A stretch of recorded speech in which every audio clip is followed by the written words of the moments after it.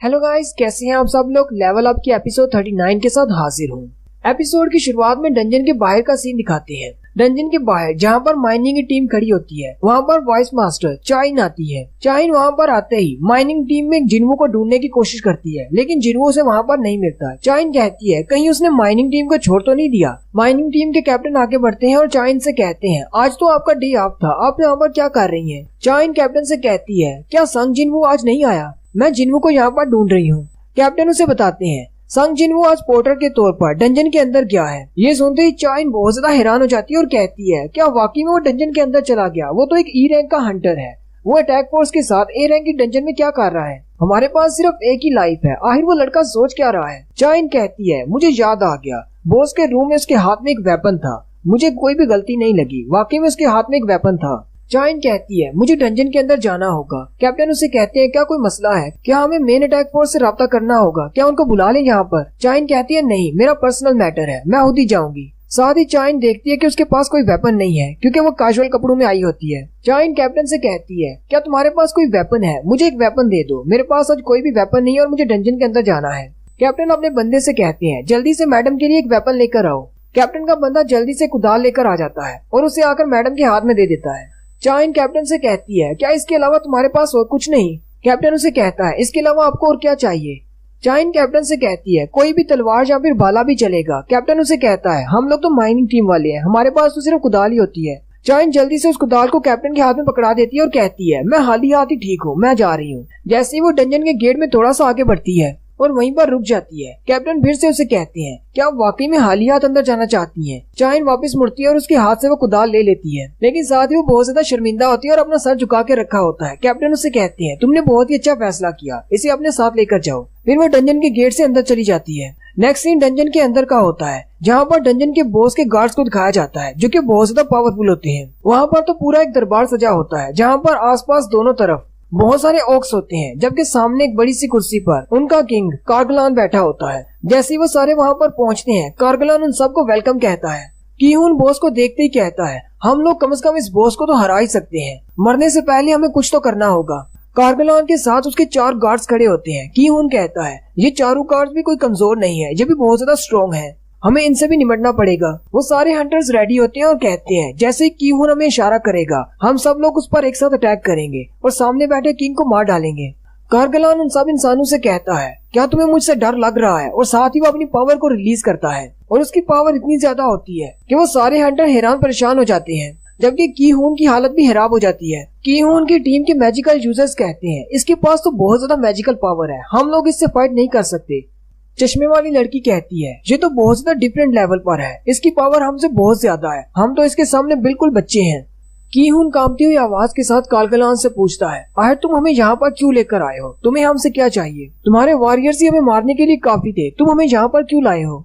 कार्गलान उसे आगे से कहता है मजे के लिए। ये सुनते ही कीहून बहुत ज्यादा घबरा जाता है और कहता है क्या हम इंसान सिर्फ तुम्हारे मजे के लिए हैं। कार्गलान कीहून से कहता है जब तक हमारा टाइम यहाँ पर पूरा नहीं हो जाता तब तक हम तुम लोगों को एक एक करके मारते जाएंगे और मजा करेंगे। लेकिन साथ ही कार्गलान कहता है लेकिन यहाँ पर कुछ बहुत ज्यादा अजीब है। असल में कार्गलान जिन्वू की तरफ देख रहा होता है। कीहून बहुत ज्यादा गुस्सा हो जाता है और कहता है ये मॉन्स्टर हमें अपना दुश्मन समझने की बजाय बल्कि हमें सिर्फ एक खिलौना समझ रहा है जिसे वो मारकर फेंक सकता है, सिर्फ अपने एंटरटेनमेंट के लिए। साथ ही कीहून चिल्लाता हुआ कार्गलान की तरफ आगे बढ़ता है और अपने साथियों से कहता है अभी टाइम है, चलो आगे बढ़ो। लेकिन उसके साथी वहीं पर जम जाते हैं। वो इतने ज्यादा खौफजदा होते हैं कि अपनी जगह से हिल भी नहीं पाते। कीहून अकेला ही भागता हुआ कार्गलान की तरफ आगे बढ़ता है। कीहून कार्गलान के बहुत ज्यादा करीब पहुंच जाता है और अपनी तलवार से जैसे ही कार्गलान पर अटैक करने वाला होता है, कार्गलान एक स्पेल कास्ट करता है जो कि हाइमन ऑफ प्रोटेक्शन होता है। उसके स्पेल कास्ट करते ही कीहून के सामने एक शील्ड बन जाती है। कीहून उस शील्ड के साथ टकराकर पीछे जाकर दूर गिरता है।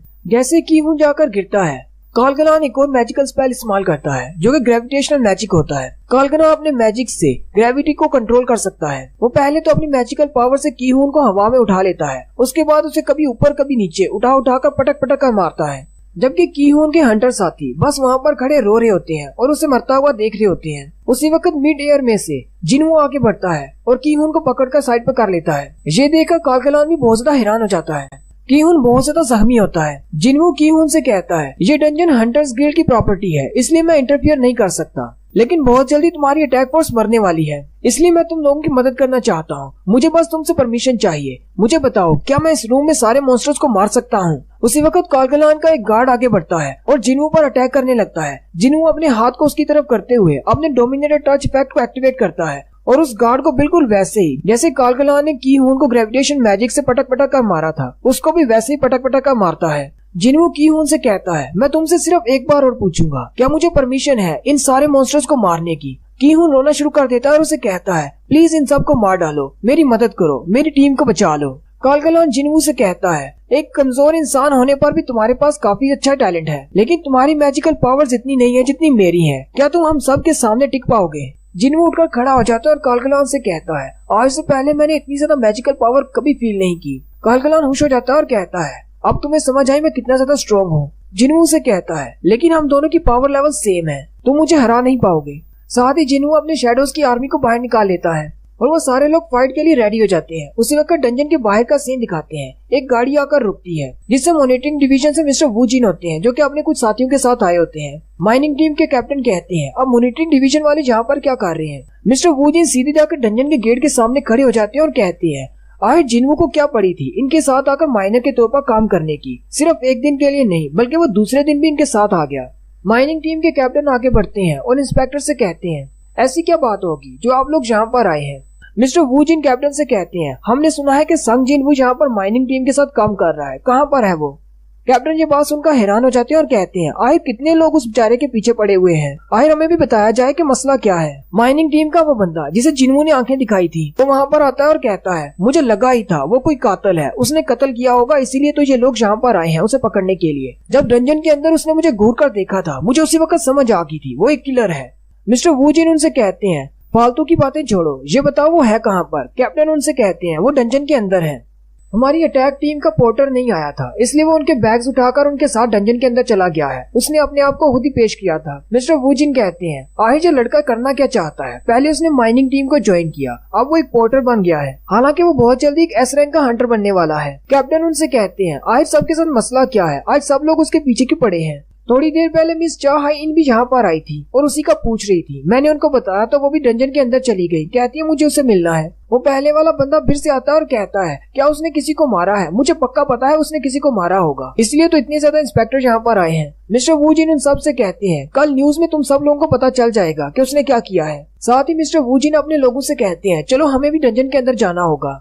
जबकि वो बंदा अभी भी सबसे पीछे यही कह रहा होता है, मैंने तुम लोगों से कहा था ना, वो एक माइनर नहीं है, वो एक किलर होगा। मिस्टर वू जिन जैसे गेट से अंदर दाखिल होते हैं, वो जल्दी से बाहर निकल आते हैं क्योंकि उन्हें बहुत ज्यादा मैजिकल एनर्जी फील होती है। मिस्टर वू जिन कहते हैं, मुझे तो यकीन नहीं हो रहा, इतनी ज्यादा पावरफुल एनर्जी थी, ऐसे लगा जैसे मेरी बॉडी टुकड़े टुकड़े हो जाएगी। वो लोग जल्दी से अपना माना क्रिस्टल लाकर 1 मीटर से उसकी एनर्जी को मेजर करते हैं। मिस्टर वू जिन ये देखकर बहुत ज्यादा हैरान हो जाते हैं और कहते हैं, इसकी एनर्जी तो बहुत ज्यादा है। अगर ये ए रैंक की डंजन है तो ये सबसे ज्यादा खतरनाक ए रैंक की डंजन है। हमने इसकी पहले जो मेजरमेंट की थी वो बिल्कुल गलत थी, और अगर अटैक फोर्स हमारी प्रीवियस मेजरमेंट पर बनी है तो इसका मतलब वो बहुत ज्यादा मुश्किल में पड़ जाएंगे। हालांकि इस वक्त अंदर 2 एस रैंक के हंटर्स हैं, इसलिए ज्यादा कोई मसला नहीं होगा, लेकिन फिर भी हमें अंदर जाना होगा। चाइन चलती हुई बॉस के रूम की तरफ जा रही होती है। रास्ते में उसे ऑक्स की लाशें मिलती हैं। चाइन कहती है कि उनकी टीम इन सबको नहीं मार सकती, ये तो सारे हाई ऑक्स हैं। साथ ही उसे एक जबरदस्त एनर्जी फ्लो महसूस होता है। चाइन जल्दी से अपने बाल बांध लेती है और फाइट के लिए रेडी हो जाती है और कहती है, अगर ये बॉस से एनर्जी निकल रही है तो इसका मतलब कीहून की टीम उसको नहीं हैंडल कर पाएगी। नेक्स्ट सीन फिर से बॉस के रूम का होता है।